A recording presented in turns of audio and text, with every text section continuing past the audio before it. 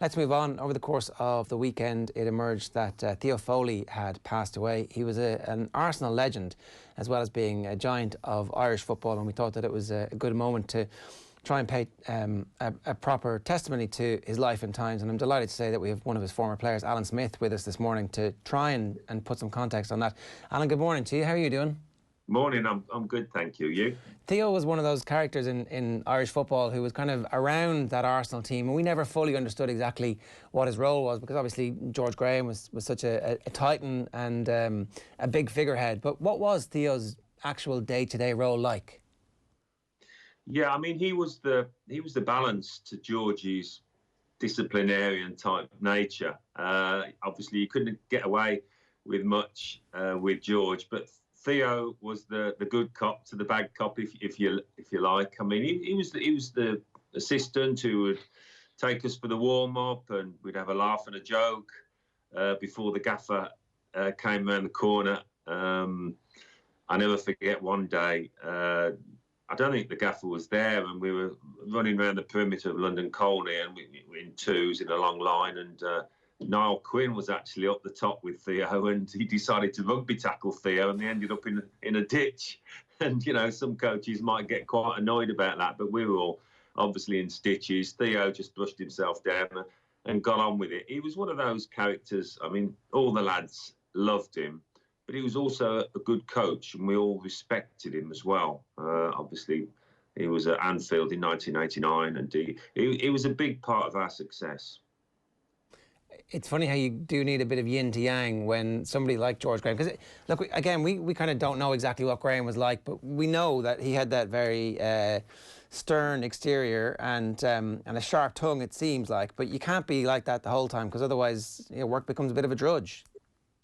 Yeah, that's right. And I think the gaffer understood that with Theo. You know, they worked together at Millwall. And they were good friends, and I think George understood what Theo brought to the party in terms of his character. He was a great personality, always telling jokes. I remember one day in training, I had some kind of cramp in my hamstring, and I went, "Oh, I've got a spasm in my hamstring," and Theo was just falling about laughing, and from that moment on, he called me Spaz. That was my nickname, Spaz. But he just had that way with everyone. But you can't just be a joker, of course. If you know, he was the assistant manager of a very successful team, so he knew his onions when it came to training.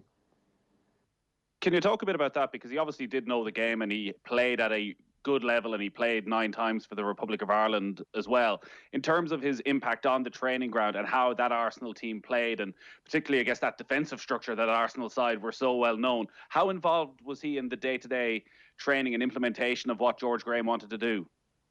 Yeah, I mean, he was heavily involved. He was always there. George would lead the session. You know, all those sessions we had with the back four, working on shape and everything, and Theo would be there. And then he was one of those that would go around to the individuals and having a quiet word. You know, you okay with what the boss is asking you to do here, and maybe explaining 1 or 2 things. So he was just that backup, but always out there on the training ground. Always used to tell us how good he was at penalties. I think he managed to convert one for Northampton one day, and he used to boast about his expertise from 12 yards. And of course, we all used to take the mick out of him as well. But it was very affectionate with Theo. I mean, all the lads, I've spoken to a few of them since he passed away, and we're all devastated. I didn't realise George Graham was quite the tracksuit manager then. He was obviously on the training pitch for every session, or as many as he could be. Yeah, he was. Listen, the days that he weren't there, you could count on one hand if it was maybe a funeral or something. And on those days, you kind of thought, oh, we can relax a bit today. Because he was always there, always there. He was a tracksuit manager. You'd see him jogging around the corner, and immediately you'd be up on your toes. How good a manager was George Graham? In retrospect now, he kind of, in some ways, his career, we probably need to revise exactly where his standing was as a manager. Obviously, there was a whiff of scandal, and that might have diminished his standing in the eyes of a lot of people. But You know, we've been talking a good bit on the show this morning about teams who do something for the first time in a long time deserve a whole heap of credit. And there's no way that Arsenal would have won those league titles and bridged the gap from the team in the early 70s if it hadn't been for the force of personality and the football nous of somebody like George Graham. No, I think when he arrived at the club in '86, he saw a bit of a soft underbelly there, a team that wasn't going anywhere, and he had to change things and change them quite radically. And he introduced real steel to the side and determination. He always used to say, people think you're southern softies, let's go up there to one of the northern cities and show them we're not going to roll over. You know, he was determined that we would be a tough team to beat, that we would stand up for ourselves. But tactically, he was excellent as well. Our success in Europe showed that. He switched from 4-4-2 on a Saturday in the league to 4-3-3 in the European Cup Winners' Cup. He just thought we were too open in midfield when we got knocked out of the European Cup in '91 by Benfica. And he worked hard on the tactical side of things. So he wasn't just a disciplinarian. He understood the nuts and bolts of the tactics. He knew exactly what he wanted. Do you think he gets the credit he deserves for that period of time? Well, maybe not. I think now it's beginning to come back. People are appreciating exactly what he did. That, you know, Arsene Wenger would have struggled to achieve what he did so quickly. Arsene obviously inherited that back four, back five, which gave him a great platform to go on and win the double in '98. We hadn't won the title in 18 years. And so in '89, when we did that, it was a turning point for the club. And it was the start of everything that came afterwards.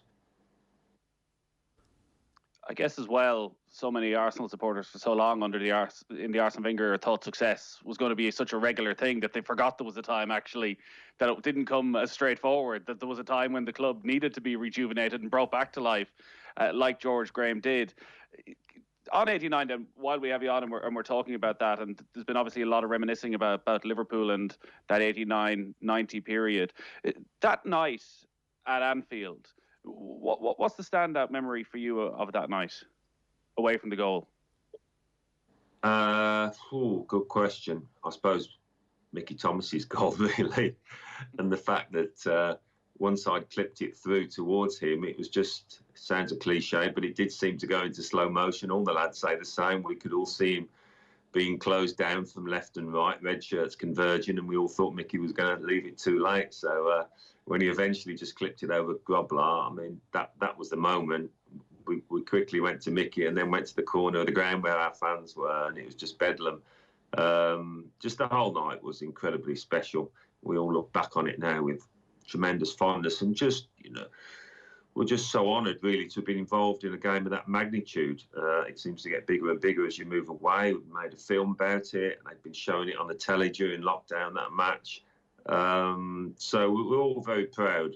It was an amazing night. Is there stuff from the season that you remember, like signposts along the way, that you're thinking, actually, this is going to go our way, or this isn't going to go our way, or we're at least going to give ourselves a shot of winning this in the last second away from home on goal difference? Yeah, well, I mean, leading up to Christmas, we were flying, hardly lost a game, and then afterwards we were dropping points. And then our last two games at home, Derby, we lost to them 2-1, and then we drew with Wimbledon at home, and that's your last home game, and you always do a little lap of honour. And the feeling at Highbury that night was, well, we've given it a good try.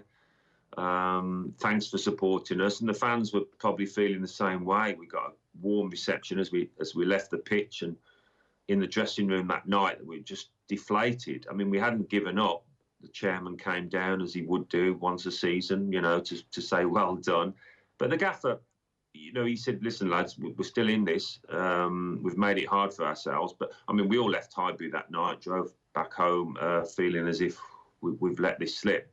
But then when the maths became clear and we knew we had to win by 2 goals, I mean, we didn't immediately think, yeah, we're going to do that, but we thought we're still in with a shout. But yeah, those last 2 home games were huge disappointments. We could have made life a bit easier for ourselves. Your goal comes in the first half, is that right? No, shortly into the second half, about 10 minutes in. Okay, yeah, so at half-time it's still 0-0. What's that dressing room like?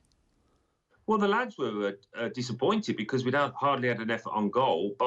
Steve Bold had a header that got cleared off the line, but that was about it. And we're thinking we've got to score 2 goals here, and we can't really get into their box. Never mind the goal, but the gaffer was always about the clean sheet. He said, as long as we keep a clean sheet, we're in this, lads. If we can see, we've got to get 3, and it's all over.